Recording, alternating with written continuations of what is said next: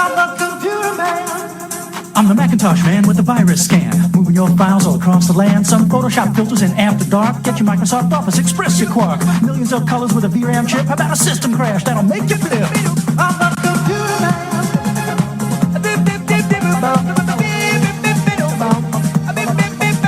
I'm saying Windows 95 is plug and pray. If it's fonts you want, you gotta go to Macway. Log right on as my personal guest. You'll have Macintosh software on your desk. Send me an email with your request. If it's hardware you want, baby, I'm the best. I'm the computer. Good evening, K-Squid listeners. Good evening, Santa Cruz, Monterey, Central Coast, and beyond. My name's Luigi Opido, owner-operator of Pleasure Point Computers right by the beach here in beautiful Santa Cruz, California. And for the next hour, I'm your tour guide into a world of wonder, magic, information, and a lot of frustration, man. Yeah, that's right. We're talking about the internet and the world of computing. I am your computer man. Welcome one of the most helpful, friendly tech counters you have ever visited. I'd like to welcome you to your Tuesday, to your local radio station, your local KSQD Santa Cruz, K-Squid 90.7 FM, and also broadcasting online at 89.5 and 89.7 FM, and always online at ksqd.org, broadcasting everywhere the internet reaches, which is further and further and further every day. Pretty cool. Welcome, everybody. Welcome your Tuesday night to your local radio station, to your show, The Computer Man Show here. I'm stoked to be with you here tonight. We have all sorts of good stuff coming up tonight. We have all sorts of interesting, special current events going on and email questions and the same old that's going on, but always different, right? Because the world of computing is always changing, always evolving, whether or not it's going into a better place or not, but it is changing all the time. Evolution usually goes to a better thing eventually, but usually the process all along, it's kind of messy, right? And that's what computers are going. We're trying all sorts of crazy stuff, and a lot of times some things don't work. Sometimes things do, and off we go. So, of course, you say to yourself at any point, wow, this guy's talking a little bit quick. How am I supposed to get any of these steps down? Well, you can jump over to ksqd.org, our illustrious website. Open up a browser, www.ksqd.org. And from there, you can click on our listening tab, which has a 2-week audio archive of all of our shows here at the station. You can listen to the Computer Man Show, or our very important Talk of the Bay show, or any of our cool music shows. Maybe you slept through one of them late at night, or maybe you didn't catch one in the morning, or maybe you have work and it's not going and you want to hear that Hawaiian show. Jump on the website. It's awesome, ksqd.org, and you can listen to any of these or discover some new stuff, and I'm telling you, it has got a smorgasbord of amazing things on there. And, of course, my favorite feature is our donate button. Why? Because it allows me to be here. And allows all of our amazing volunteers that come into KSQD, allows us all to be here. It helps us fix things that come through, fix things that happen, and makes Sandy the amazing person that she is, because she gets the funds to be able to fix the things and keep us on the air. Pretty cool. So jump onto ksqd.org, hit that donate button, make it reoccurring, helps us know what comes in every month, and we sincerely thank you for it. I sincerely thank you for it. I do it every week, but this isn't even in my sheet every week. I just want to tell you because it's super important to me. I love coming here and talking to you, and the only way I can do that is through your support. So ksqd.org, hit that donate button. If you haven't already, now's the best time. Jump on, and we love you for it. Love you. Thank you so much. All right. Well, if you'd like to reach out to me after the show, you can always email me, Luigi, Luigi, at ksqd.org. I try to get on there as much as I can. I sometimes have a little bit of time in between, so apologies if I've missed any of your emails. I try to catch up on that. Luigi, Luigi, at ksqd.org. While we're on, though, you can jump onto the illustrious on air at ksqd.org. That'll email me right in front of my face, right here on this machine, and I'll see your email, and we can talk about what's going on with your machine if you don't want to give us a call. But if you do, our phone lines are open. Dots are live at 831-900-5773. That's 831-900-KSQD. Love to hear from you tonight. Love to hear about any of the questions, comments, things that are going on with your machine, or any of the stuff that you've had to deal with over the past week. Love to hear about it. See anything that's going on, and we can talk about it. Okay, well, of course, we for those of you just joining the Computer Man Show, what is this? What are we going to be talking about for the next hour? At lightning speed, if I've been told. Well, we're going to be about updates, new devices, testimonials, scams, and of course, our call-ins. What's going on with your machine? What's going on with your computer? What's going on with your device? And that can mean anything. Every day, it's more and more stuff that's getting online, more and more things we have to set up accounts for, things we have to link to our phones, and all this stuff. I mean, it's kind of nutty. Like if you don't have an iPhone and you want one of those Apple Watches, good luck. That kind of stuff. It's, there's a lot of steps to go through just to get something to display the right way. So we talk about a lot of that, and of course, anything that's coming out, and all the new stuff that's coming up, and what I've been able to find and see, and of course, what's going across our bench. So we are a call-in show, your show, of course, a free call to Microsoft or Amazon right here. short phone queue, and off you go. You're talking to me, and we're going to see if we can get it figured out together. We're here every Tuesday night from 6 to 7 p.m. And, of course, our phone number, 831-900-5773. Well, we start the show every week with a scam. I don't really have any two big scams that are going on right now, except for, I always say that, right? Oh, there's not a lot of scams, except the ones that are going on. There's tons of scams always happening, constantly happening. Nothing is ever stopping anymore. It just becomes more and more and more, right? Especially with our emails and everything like that. One of the biggest things I've seen lately is the redirect scams. Even though I can talk until I'm blue in the face, and I've done that before, if we are talking about scams, I can describe to you these scams over and over and over again, and someone will come across, or one will come across you, and you might not recognize it and just fall for it. But the redirector scams are the big ones right now, where you click on something on Facebook, you click on something that maybe you even didn't mean to click on, and the entire screen goes bonkers, starts blinking at you, your mouse cursor stops moving, and it says you have to call this number in order to fix it.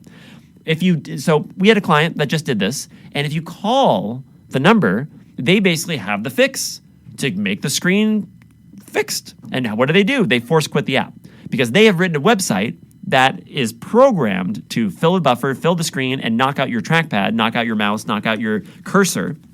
And then from that, there's a blinking phone number, and so now you have no mouse. You can't move anything around. The keyboard's not doing anything, even though it will do certain things if you know the keystrokes, like force quit, control, shift, escape on a PC, or command, shift, escape on a Mac, and going to the force quit dialog and just closing the page, which is absolutely solves the problem. But they want you to freak out, so they want you to call. So they want to get your phone number. They want to get your information so you can be added to a list. So half the money is scamming you out of getting your computer working. The other half is selling your number to the next person who's going to be screwing you when they call you back, right? So that I've saw that twice this week alone. It's Tuesday, right? Saw one yesterday, saw one today. So if you can, of course, ad block is always the best. Right now, if you have Google Chrome and you want to put ad block or uBlock Origin on it, those are the two that are kind of the most popular. And because they're the most popular, they're the ones who are always seen. And those are the ones that usually Google will say, well, I know this one exists and we're going to write all our code against that one. So if you have a browser that you're using, if you're using Chrome, you can't use uBlock Origin anymore. You can jump over to Firefox and use uBlock Origin. On Chrome, you can use getadblock.com. If you go to getadblock.com, download and click on the button, that will add the proper get adblock to your browser, and that would stop any of the redirects, and at least stop you going down the rabbit hole of maybe getting screwed up or maybe even getting just thrown someplace you don't want to be, and then your computer locks up and you don't know what to do. Of course, if you were to give us a call, we would just have you go through a couple keystrokes and it would be zeroed out. And then at that point, then we talk to you a little bit and we go, hey, most likely that was just a bad website. We don't know if it was until we get the computer in front of us and go through things. Sometimes those redirectors show up because you have a bad piece of software on your machine that is throwing up bad websites. That is less likely than it used to be, but that still exists. So, we can help you get out of that and get you continue on with your workday, but we'd like to see the machine to make sure there's nothing else on it after you had something like that. And also, it's peace of mind for you. You get it to the machine, we go through it, we say, hey, we didn't see anything else on there, go for it. And then you go home and you click on the wrong link and it starts up again and you get freaked out and we call you and we say, hey, everything's fine. A lot of times, those redirector websites are exactly that. It's just a website.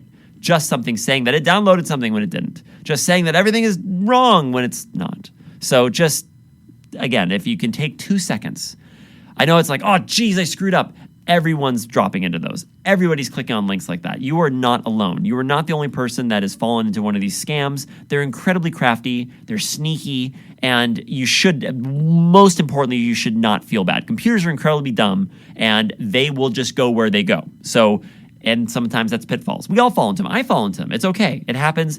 You have tools to get out of it, which is me. So give me a call. Use the tool that you have. And if you want, give us a call tonight. 831-900-5773. So that's kind of the only scam I really wanted to talk about, I don't think. Except for maybe Google having to destroy $5 billion worth of user data that they illegally collected in incognito mode. What? So if you have Google Chrome, or if you use the internet, let's say, you probably do listening to this show, if you're on a browser, anything, Chrome, Firefox, Safari, Edge, Netscape, whatever you're using, right? you can open up your window or you can open up a private browsing window. Theoretically, the private browsing window, it obviously needs to have the fundamentals to make the internet work, but the idea is that if you sit down in a library and you jump onto an incognito window, sign into a couple accounts, do what you're going to do, and then you close the window and you go, whoa, geez, I forgot to sign out of those accounts or whatever. Theoretically, if you open up another incognito window and go to those pages, you are still logged out because everything doesn't get held with the incognito mode. Also, the idea was that the data that is in incognito mode is not being sent back to anybody. That's just, it's incognito. You are behind a shield or whatever, right? Now, saying that is kind of silly because in order for the internet to work, you have to tell the internet where you're going. So if I wanted to go to a website that maybe I'm not supposed to go to on like a school network or something, I still have to type the website in. I still have to go there. If I'm in incognito mode, theoretically, it's not going to keep a cookie on my machine. You won't be able to see it in my history. But I've still typed that website in and traveled there, meaning that all the hops that go to wherever that website server is still had to travel there. And I still had to retrieve the website and bring it back through the servers and bring it back to my desktop. There it is. So the incognito stuff was theoretically supposed to block that or whatever, but evidently it does not. So, yeah, I guess, they say, it says in this article, it says when users browse the web incognito, there's no activity saved in the browsing device, which is, like kind of in the library, etc. But it's often overlooked and hidden to the user that a lot of data is being saved in the background.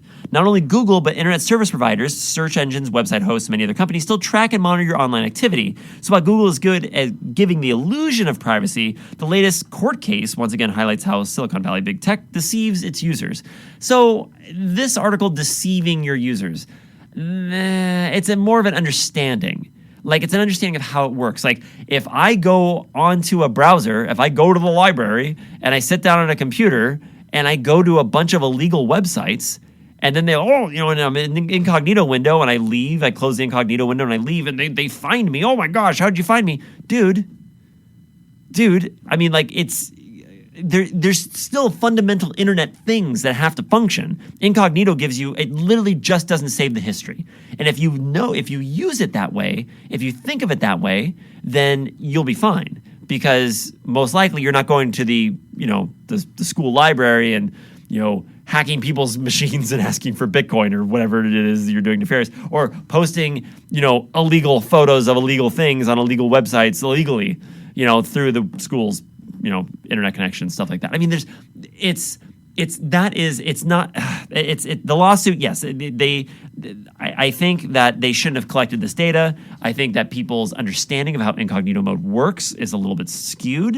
And I think because of that, the lawsuit is valid. But I have always, just the way the internet works, you have to go out and fish out for it. You have to throw your fishing line out to the world, and the fish is the website that you pull back. And in order for you to use it, you have to pull the website back. You have to bring it back to your machine. And so they're like, oh, I had a VPN. You're like, okay. So instead of using your ISPs, instead of using the Comcast tunnel, you're using the NordVPN tunnel. And if you're out there doing illegal garbage on the NordVPN tunnel, NordVPN's probably going to notify somebody. That's just how it works. So if you don't have a fundamental understanding of how the internet kind of functions, that 7-layer burrito that is the internet, then this lawsuit, it's kind of like, okay, well, yes, Google shouldn't have been collecting it, but at the same time, duh, sir, I guess. So I don't know. It's fine, but so it says that a $5 billion lawsuit was filed by Google users accusing the big tech of tracking their behavior through the private browsing feature incognito mode illegally.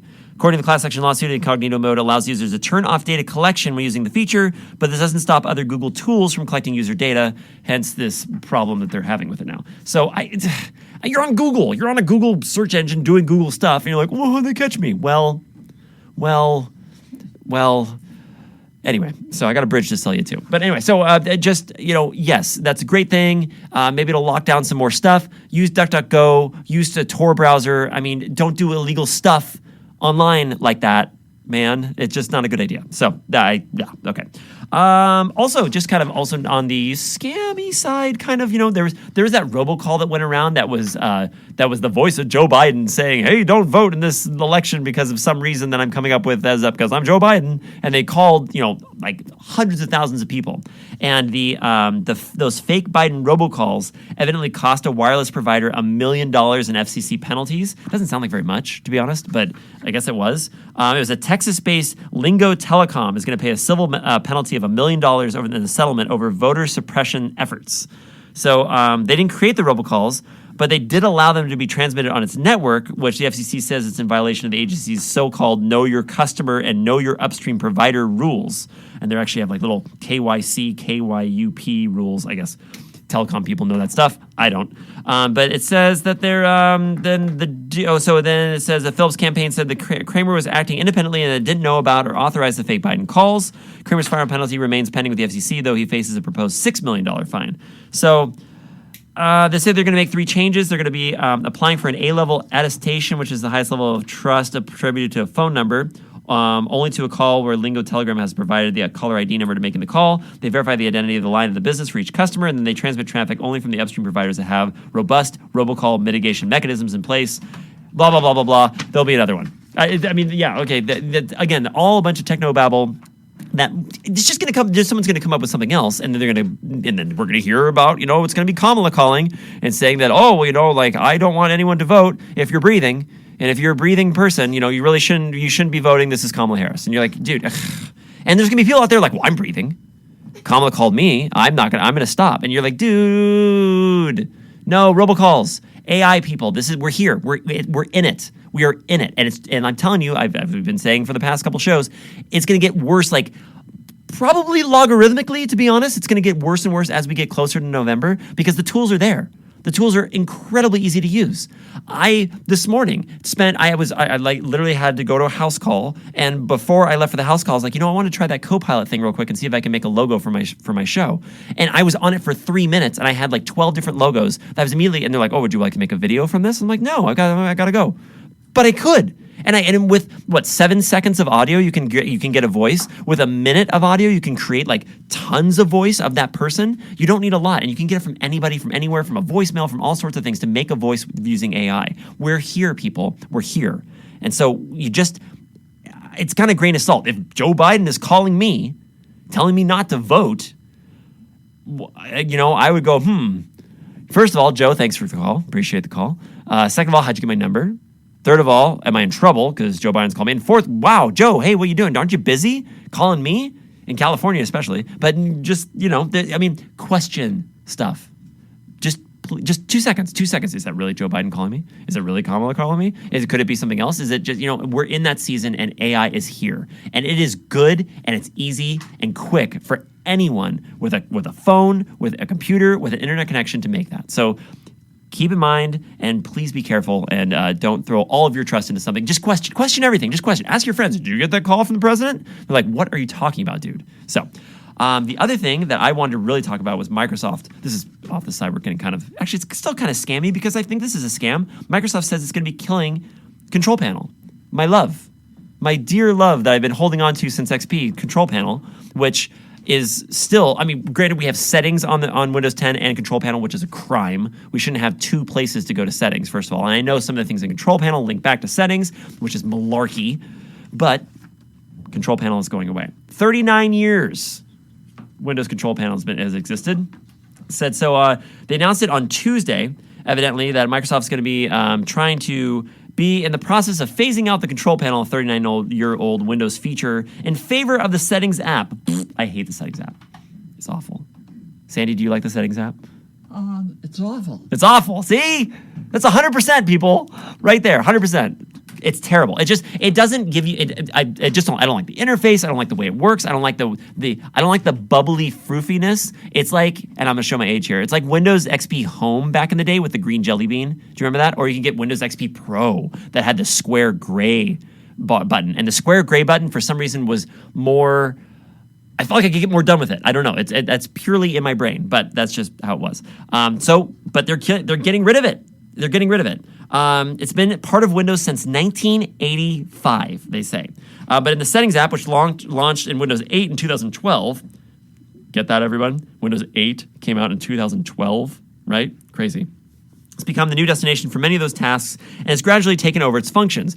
Although I still go to Control Panel on every machine that I diagnose, I still go to Control Panel when I need to find things that are specific, like network settings and such, because there are colors, there are differentiations, there's organization that makes sense. The settings area, and I'm just, again, complaining personally, doesn't have that. So they're going to be nixing something. And it's another thing. I understand they've got to get rid of stuff, whatever. I guess that's all I'm going to give them because I'm still pissed off about it. But Control Panel should not go away. Stop taking away tools from technicians.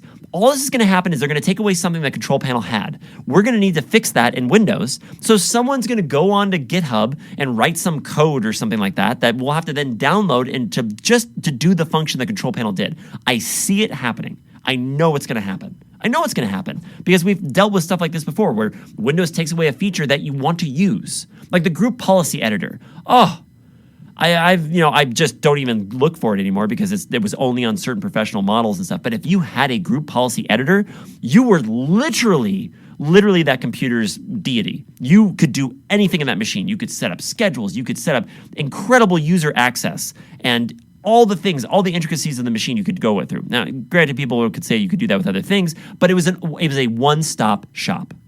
Now you're going to take away Control Panel. You're going to take away. It's like buying a car and locking the hood, and you're like, well, no, you can change things through the radio.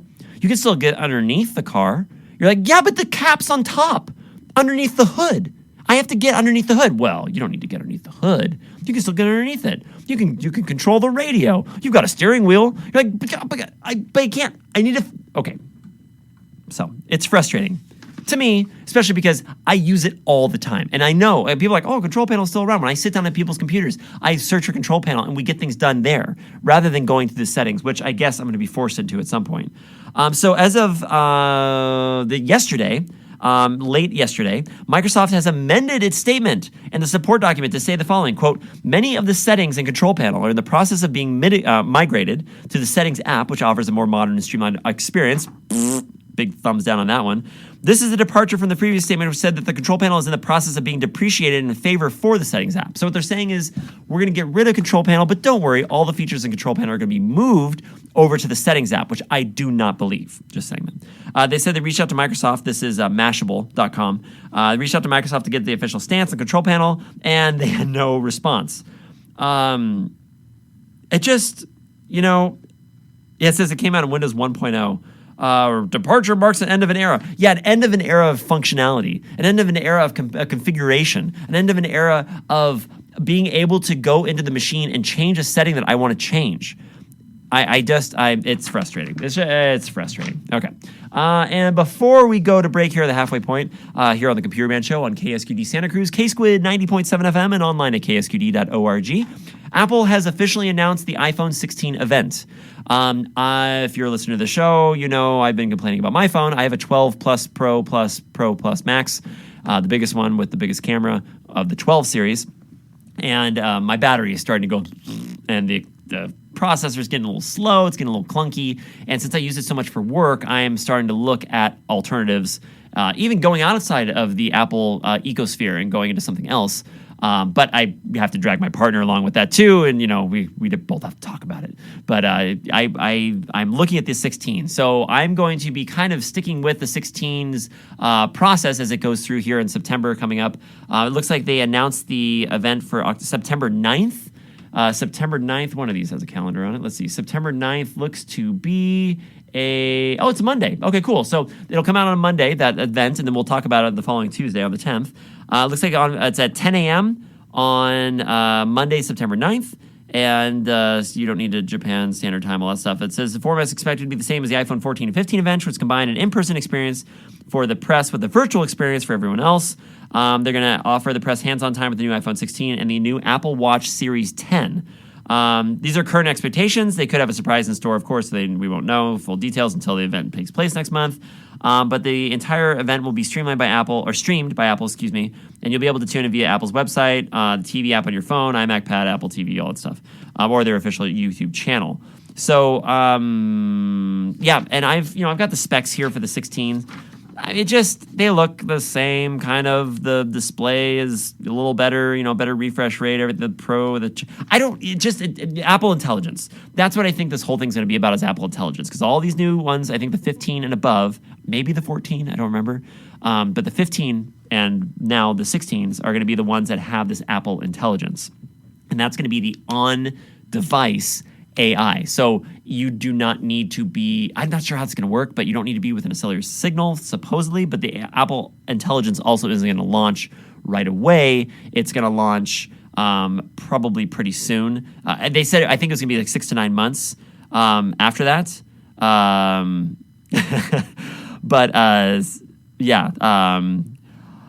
It's, I'm torn because I really don't want to get a new phone. This phone is fine, but I'm also kind of pulled by the camera. I've got a little kid, I've got a dog, I want to take photos and stuff, and I want them to be awesome. I just don't know. I don't know if I want to spend the money on the phone. I don't know if I want to just fix my phone. But I also don't know the lifespan of this. This one, if the iPhone X is still going to be receiving iOS 18, which is the big jump coming up, I'm 2 phones ahead. So theoretically, I've still got a year or two, which also means the phone still has some value in it. So I should sell it while it still has some value. Blah, blah, blah, blah, blah. It's where do we go from here, right? Is that really something we should do? So, the camera's pretty good. So I'm literally just sitting on it for that. So, okay, well, we have reached basically the halfway point here in the Computer Man Show here on KSQD Santa Cruz, KSQT Prunedale, 89.5, 89.7, and 90.7 FM, and always online at ksqd.org. Halfway point means it's about 6:30. That means it's time for Enzo to eat. That also means beautiful Penelope out there needs to give a hand to Mama and feed the doggy. And Penelope, I hope you're doing awesome. Hope everything's going great, and I love you at home. And we're going to go to a quick break real quick. Again, this is the Computer Man Show with your host, Luigi Opito, here from Pleasure Point Computers in Santa Cruz. Give us a call here at 831-900-5773 after the break, and let's talk about some computers. I got a bunch of email questions coming up, and a lot more current events and all sorts of things. We're going to squeeze it all in, but I'd love to hear from you at 831-900-5773. Again, this is the Computer Man Show. We will be right back.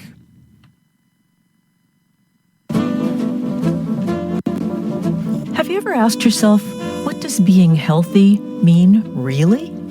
Is it the absence of disease or a state of optimal function? How can I decide which treatment to choose when presented with a variety of options? How do I maximize my healthy lifespan? You can get answers to these questions and more at Ask Dr. Don here on KSQD every Thursday night at 6 p.m.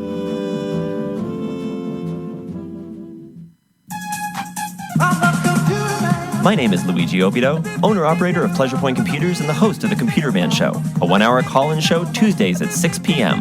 Viruses, slowdowns, scams, and updates. Computers can be a pain, and I'll help you through it. Send me an email with your request. If it's hardware you want, baby, I'm the best. If it has an on switch, we'll probably talk about it on the Computer Man Show Tuesdays at 6 p.m. only on KSQD 90.7 FM Santa Cruz. Get into a computer.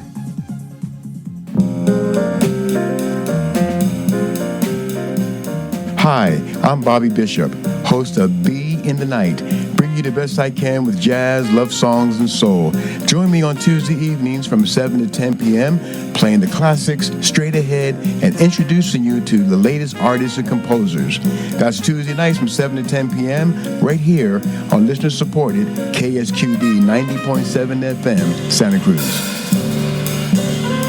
The best thing for you to do after the show is nothing. Just sit around and let Bobby B soothe you with the amazing sounds of jazz. Coming up at 7 o'clock with Bobby B and Be in the Night.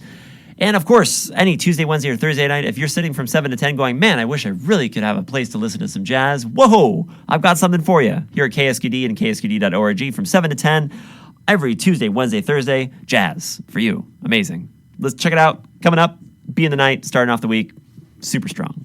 All right, well, we are back here on the Computer Man Show on KSQD Santa Cruz, K-Squid, 90.7 FM, and online at ksqd.org. We are talking computers, talking computer nonsense and computer problems. And I would love to hear from you at 831-900-5773. If you have any questions, anything going on with your machine, we'd love to talk about it. Let's see if there's anything else you want to talk about here before we get to our email questions. Let's see. Tips, tricks. Oh, also, went to Costco a couple days ago. I know Costco is one of my favorite places to buy machines right now. They really do a good job. You can kind of blindly go there and pick up a machine.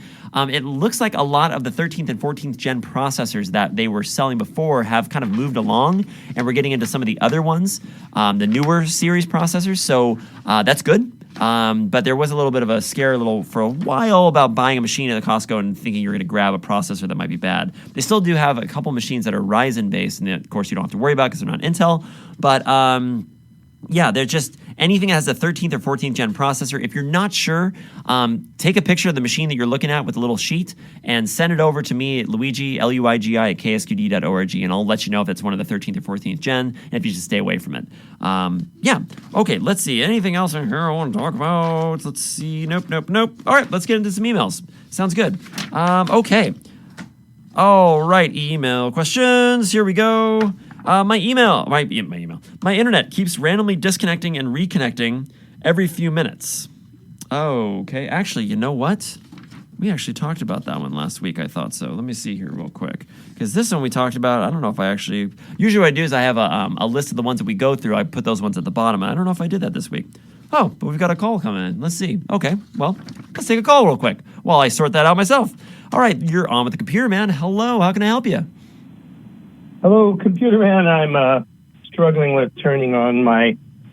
Oh, darn. Sorry. Can I call you back? Yeah, call me back. We're here. All right, thanks. No problem.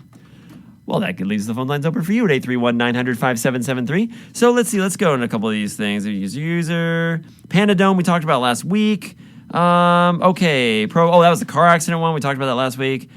Okay, and that was the Control S device. Okay, here we go. I know where we're at now. All right. And we'll wait for that caller to call us back. It says, what happens if I don't use a device for a long period of time? It's a great question. Haven't used my old iPad in over 3 months. Kept it in a drawer in power off mode ever since I got a new iPad. What problems will I face with my old iPad if I keep this up? Also, how often should I use the iPad to avoid some type of problems? Okay, so again, you don't really have to use the iPad to make it bad. The battery is the main thing. You're not worried about any other components unless there's a lot of moisture in the air or something like that. But if you have the machine and you have the battery is the main thing that we want to kind of maintain. And we want to make sure that the battery is going to last the longest because that's going to give us kind of the longest life for the machine. So if you have if you put it in the drawer at 50% charge, for storage, it should be able to go for a few months, but you don't want it to go below about 20%, 25%, even 30% maybe, because after that, then the battery, I don't know if you've had one of the new MacBooks or one of these new machines or any device that's gone down to zero and you plug it into one of your chargers and you can't get it to charge, you have to put it on kind of a more beefy charger, a higher amperage charger to pull it out of the 0% into the 20s, into the 30s. And that's the same thing. It takes more oomph to get that charge into the battery at that point, rather than when it's at 20 or 30%, it's a lot easier for the charger to put the work in. Okay, let's get on the phone again, see what's going on out there in the world. Hello, you're on with the computer man. How can I help you? As I struggle along with my technology, I've learned over these few years how much I loathe technology. Yeah, I hear you. Just because we can doesn't mean we should. I know. When I combine it with my own ineptitude, it's a really, really bad combination. So I called you on a landline. Okay. I'm going to have to figure out how to do that. Okay. I've heard you go on a tirade before about OneDrive. Oh, yeah. Could you give us a brief synopsis of why you dislike OneDrive, and then I could ask my question? OneDrive is evasive. If I wanted to reach out and use OneDrive, that's fine. And I could go out and use OneDrive, and it's a system that works well. But if I click on the wrong thing randomly and happen to enable OneDrive without me wanting to, it will take over my entire machine and move data, not only move it online, but move it within my machine to another place where I don't know where that is. And then if I turn it off, it doesn't put it back. It just leaves it there and puts all my documents and all my things. The links puts it back to the original place. So then now I have 2 desktops, I have 2 documents, I have 2 downloads. And so OneDrive itself, if I am initializing it and I know that I want to start it and I would say, yes, OneDrive, please start up and do your service, it works great. It backs up things online. It's a great way to have a backup of your machine. But the way that it asks me and force feeds it to me, like literally with like a fist down my throat, I'm not into that. And so that makes me go away from it a little bit. But the service itself is fine. I don't like the evasiveness of them. Like, oh, you wanted to start OneDrive? Oh, you started it once? Okay, we're going to put it on your start menu. We're going to put it in the registry entries. We're going to make sure everything's moved. And you breathed on it again, so we're going to start it up again. And just like, hey, no, stop. And it's just Microsoft's evasiveness. Everyone wants to be the user in the main cloud storage. And it's just, I just don't like the way they do that. And it bugs me. So I go, no, I don't want to use you. And that's literally, I put my hands on my shoulders or hands on my hips. And I go, and that's it. That's it. I think you characterized my feelings rather adequately. Okay. My experience is that I like the fact that I can use OneDrive to back up my computer because it's another way of storing information, Yes. which is great for me. Yeah. I do like that you can do autosave with certain files, Yes. and that's a really wonderful feature. Mm-hmm. But I now have found myself in a kind of a predicament. I noticed a long time ago, I like to play Elder Scrolls Online, which Awesome. is a really fun game. I've been is. playing it for several years. I'm almost good enough to last about 3 seconds in the PvP before a 9-year-old comes and takes me out. Right. One blow. But so I'm getting better. Now, here's my problem. When now that I have OneDrive, and it's been there for a long time, I noticed that when I install a program, it installs it onto OneDrive, and also there's major, really, really important files that are supposed to be stored in the Documents folder for Elder Scrolls Online. Mm-hmm. So it's existing in 2 places. Yeah. So I haven't liked that very much. Excuse me. And I'm noticing lately there's a wonderful program called, you may have used it yourself, called Minion, which will allow you to take control of your add-ons. But I noticed that the add-ons are not always the same in OneDrive as they are on my computer. So I'm sometimes adding them to both of them, but I'm still not getting a full functionality of it. So I decided just yesterday, okay, to heck with it. I'm going to stop OneDrive completely because I read somewhere that ESO, Elder Scrolls Online, doesn't really like to have to operate with going through OneDrive. Mm-hmm. Okay. So I shut it off, and I tried to reinstall all of my add-ons into Minion to play the game. Now the add-ons don't show up at all. And so then I went back I took the file that I had put into the recycle bin, Mm-hmm. which was the documents file that lives on OneDrive. I put that back, and now I can get half of them. God. So I thought, I'm at my wit's end. I don't really know how to recover them. I don't know that you'll be able to solve this problem at all. But I think it has something to do with OneDrive. So I thought I'd better talk to you to see maybe you had some insight about what I might be able to do. You know, I'm curious. There's a couple things that popped in my mind. First, I'm curious if your OneDrive is still signed in on the bottom right-hand side by the clock, that little cloud. Do you know if it's signed in down there? I did turn it off from there for Okay. 24 hours. Okay. What about your username on the machine? Is it signed in with a Microsoft account or is it a local account? I'm pretty sure I'm signed in with a Microsoft account. Okay. So you hit your start menu and then you click on your face, your face image there on the start menu. And then if you click on that, it should say it should be asking you to sign into your Microsoft account or it should give you an email address right there. If you have an email address, you're using a Microsoft account. If it asks you to sign in, you're not.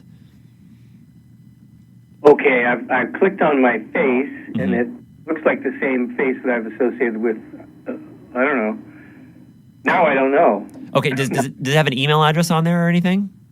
No, I could go up to change account settings. And Yeah, click on that real quick, and that'll Okay. take you into the settings. And then what it should do is it should go into your info, and it should either say local account or it should say Microsoft account, or say sign in with a Microsoft account instead.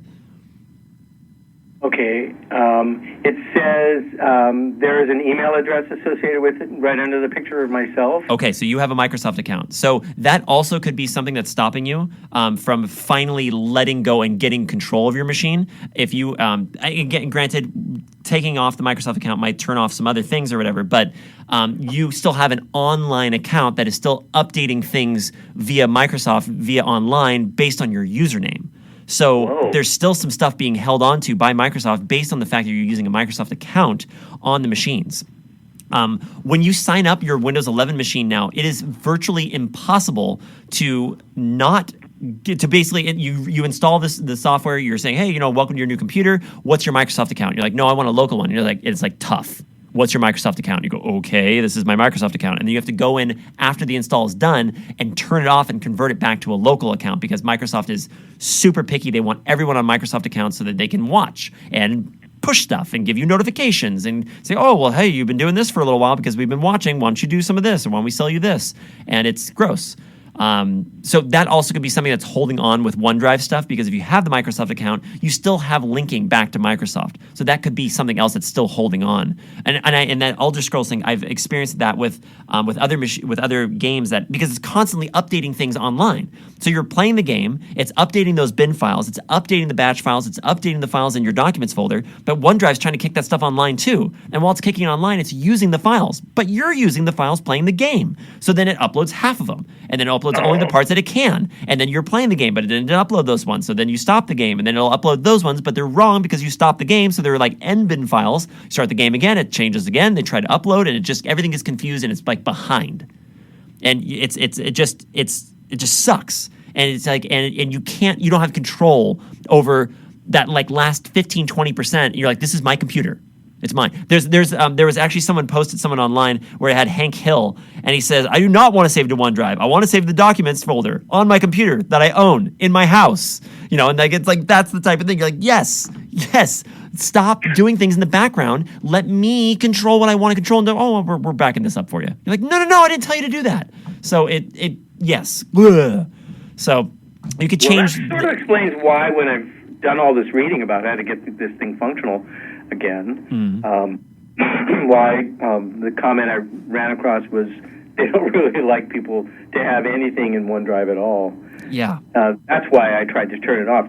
But now I'm in a situation where I don't really have the confidence of being able to turn off Microsoft's control of my machine. Converting so it would be watching what you use with a Microsoft account, and which is your Microsoft account is going to be your Office. You're going to have Word, Excel, PowerPoint, which is going to be separate from having a local account. You can have your Microsoft account logged into your Office suite and not have anything else logged in on Microsoft on your machine. And when I say logged in, I mean like the system, the operating system has things logged in, not like a program with a login on a website or something. And we set it up that way. We like if the machine comes in, we would have a local account, but you have Word that has to be signed up with Microsoft, and then we would turn off OneDrive and all the other stuff. But you're right; it's probably something got moved, and there's probably some linking inside your operating system still looking for a OneDrive thing when it's not there when you're not using it. And if you try to put something in OneDrive or try to take something out, there's extra programming on the actual folder that makes it so like if I were to pull your hard drive out and try to copy stuff out of OneDrive, you can't. There are system permissions. You'll copy data out, but the data won't be accessible because it's encrypted or it has some type of OneDrive key that goes with the original username. You're like, guys. Oh my God. Guys.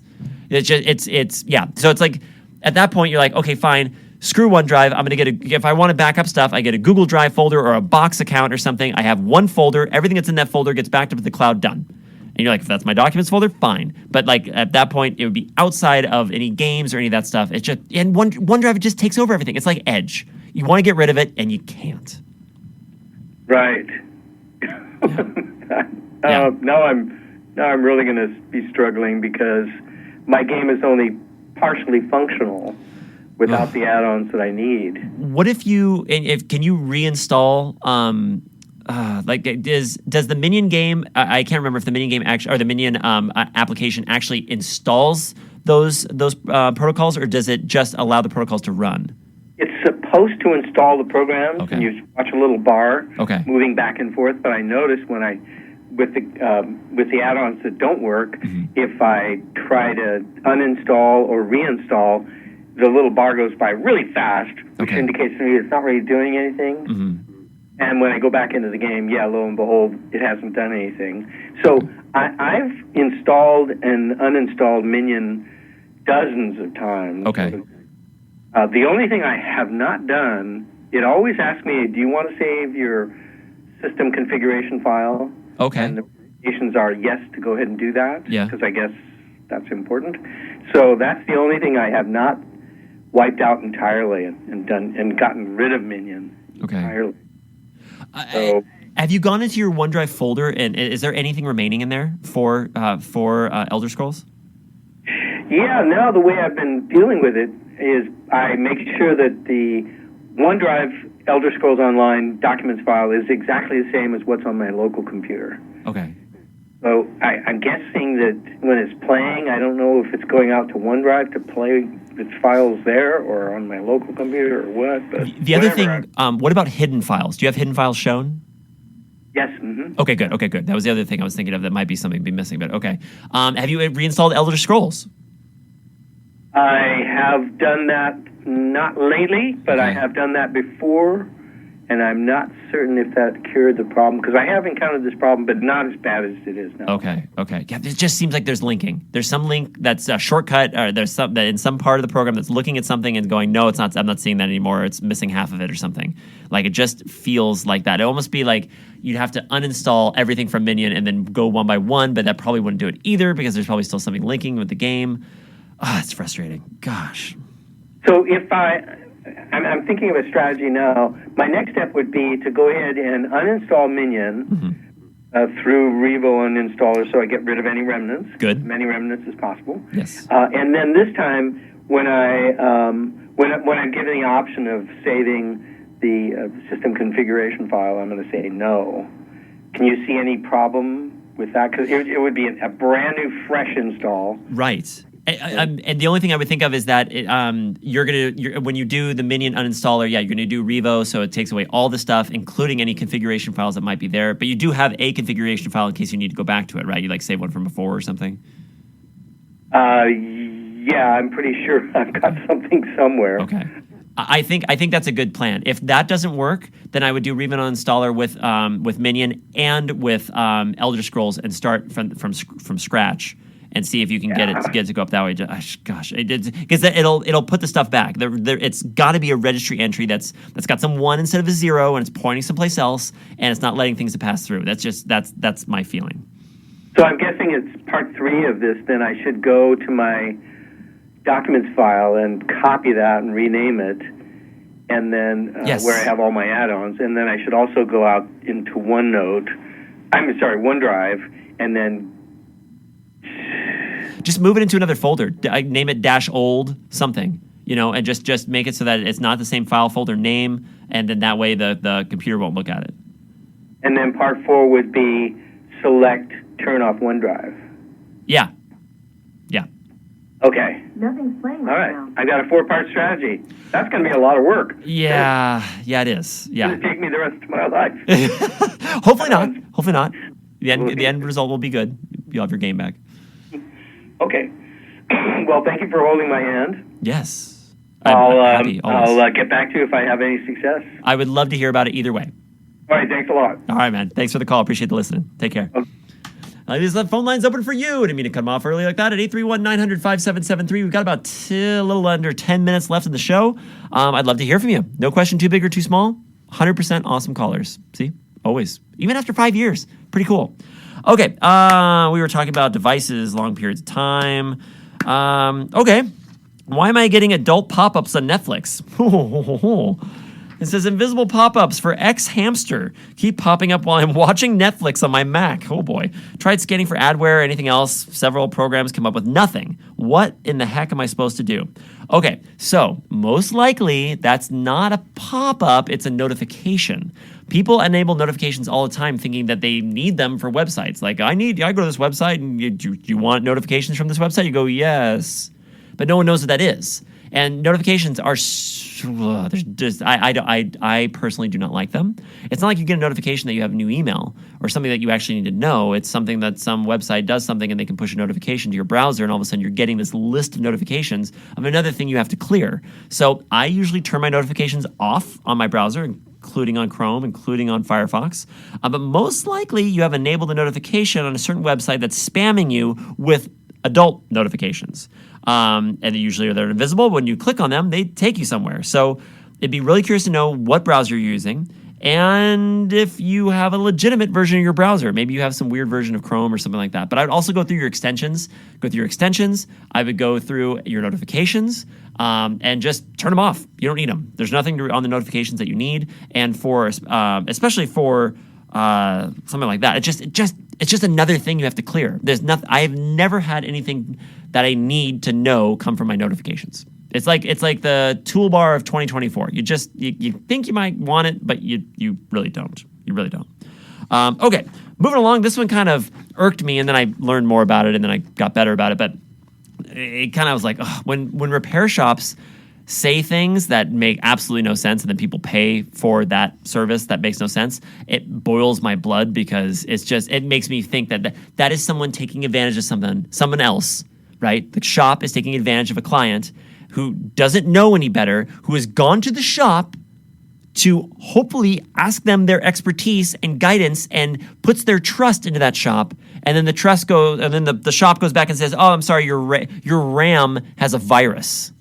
I read that and I was like, okay, before I get all pissed off, I'm going to read this and make sure it's something else. So, local repair shop said my laptop RAM had a virus. My cousin talked to me on the phone to look at her laptop because she said it was slow.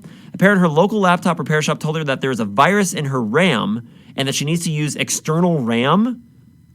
What are they saying? Can viruses or malware even be stored permanently in RAM? Okay, so first of all, RAM, random access memory, is, I always get this backwards, I believe it is non-volatile memory. I'm going to just say it's either volatile or non-volatile. It's the one that when there's power applied, it holds data. When power is removed, the data just goes away. Boop, just goes away. The other version, which is either volatile or non-volatile, I'm not going to look it up. I don't remember. But the other one, when you apply power, it puts the data in it, and then you release power, and it freezes it in that state. Our cars' odometers and stuff that are digital do that same thing. That's how you can take the battery out and the number stays on your dashboard. This one had an update. It said the problem was her solid state drive and not RAM. She most likely misheard what they said. But also, I'm pretty sure they were scamming her. We went to the shop and they said that the 1 terabyte solid state drive has a virus, and that's why it was slow. Okay, so just again, a virus can be running in the background of a piece of machine or a piece of software. If I have Windows and I have a big heavy virus in the background, it could be taking up processor clicks. It could be doing its own thing, which would then make my computer slow. That virus would live on the solid state drive. Ergo, there is a virus on the solid state drive, and that's why I was slow. So yes, kind of, in the roundabout way, that is a statement, but I would have more description with it. Moving along, it says, so what was their solution to fix it? Remove the 1 terabyte solid state drive, replace the solid state drive with a 512 gig solid state drive, which is half the size, and then they'll keep her old solid state drive for recycling. That's bad. That doesn't make any sense. Now, if the solid state drive died, that'd be one thing. The only reason I could think of to put a 512 gig solid state drive opposed to a 1 terabyte would be to save the customer money, and also to notice we have a client in right now that has a 1 terabyte hard drive. They've used about 40 gigs of that hard drive, and the hard drive's starting to fail. So there's a 10-car garage with a tiny motorbike in one of them and some boxes. That's what it is. That's a 10. So you have 10-car garage. There's a motorcycle in the corner with 3 boxes, and you're like, well, I think I'm going to downscale from a 10-car garage to a 5-car garage. Still a great amount of space. You don't need all that space, and it would save the customer a little bit of money. So you're like, okay, but why would they need to keep it for recycling? That doesn't sound right to me at all. Said at this point, I didn't say anything, and we left the shop, went home, did a quick reformat of our laptop, installed Windows, and the problem was solved because the virus would be wiped out with any type of reformatting. But again, most likely the shop probably misspoke, or the cousin misheard.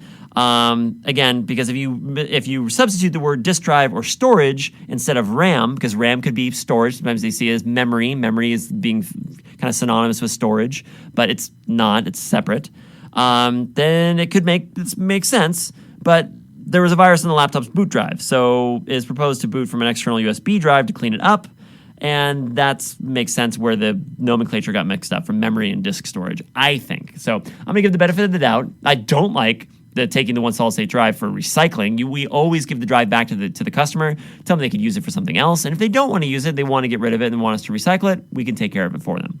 But that one was a little weird. Okay, this one real quick. My wife's laptop is awfully slow. We're going to do this one on the way out. My wife it's very slow for a while. She doesn't use it very often. It's about 7 years old, but she's always been disappointed because she can't use it due to that slowness. Checked out the laptop and noticed the hard drive is always at 100%. So when you're looking at, if you go Command or Control Shift Escape, and you go into the, I think that takes you to the Task Manager. Let me see, Control Shift Escape. I think that takes you there, and you click on the Performance tab. Under the Performance tab, you can see the hard drive, CPU, memory, all that kind of stuff, and you can see the with the hard drive how much is being used of it right now. This machine in front of me right now is being used about, the hard drive is being used about anywhere from 3% up to about, I don't know, maybe about 11%. That just jumped up to 25%. So 100% usually means that the hard drive is starting to fail, it's starting to let go, it's starting to get tired.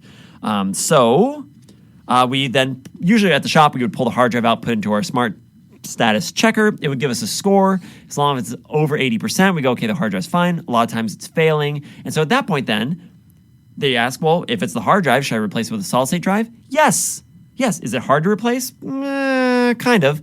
Depends on what's going on. If the hard drive is slow but still functional, you most likely will be able to clone it over to the new hard drive. Some solid state drives come with the software for it. Sometimes you need to buy the software. Sometimes you need a second computer to do it. I also need docks and some other things sometimes to make that work. But you can get, a lot of times, if you have a 5 or 6 year old machine, that hard drive was the crux. It was the thing that was slowing the machine down. Put a solid state drive in it, and all of a sudden the machine is going from a 3-minute boot to a 30-second boot, or from power on to a website takes 5 minutes. Now with the solid state drive, from power on to the website takes 45 seconds, and literally the speed is that fast. It's really, really something. So that's one of my favorite services to do. We have a couple machines in right now we're actually doing that for, and it's great. It's a great service. It works really well, and it's one of the biggest things you can do to an old machine is throw a solid state drive in it and give it new life.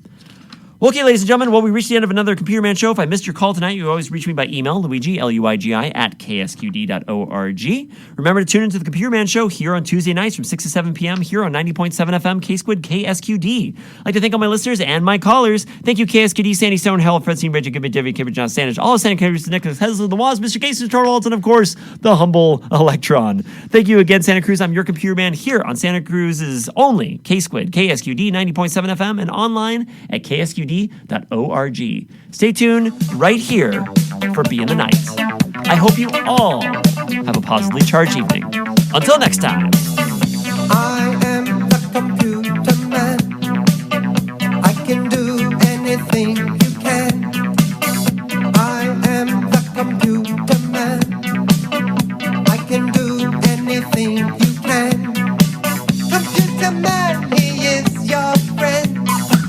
He gonna help you again and again. So if you have a question or two, he's got the answer just for you. I am the computer man, and I am ready for questions now, thank you. Mr. Computer Man, how much is 2 plus 2? 4.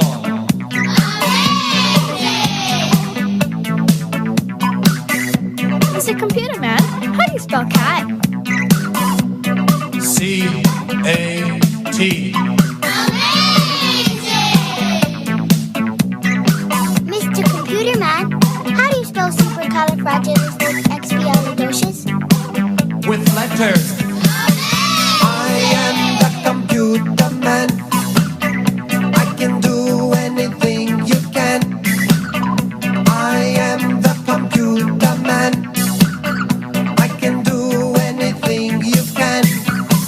Computer man is very wise. He speaks the truth, he never lies. So if there's something you don't understand, just ask the computer man. Hi, Mr. Computer Man. My name is Jenny. I have a question for you. Wait, Jenny does not compute. What is your number, please?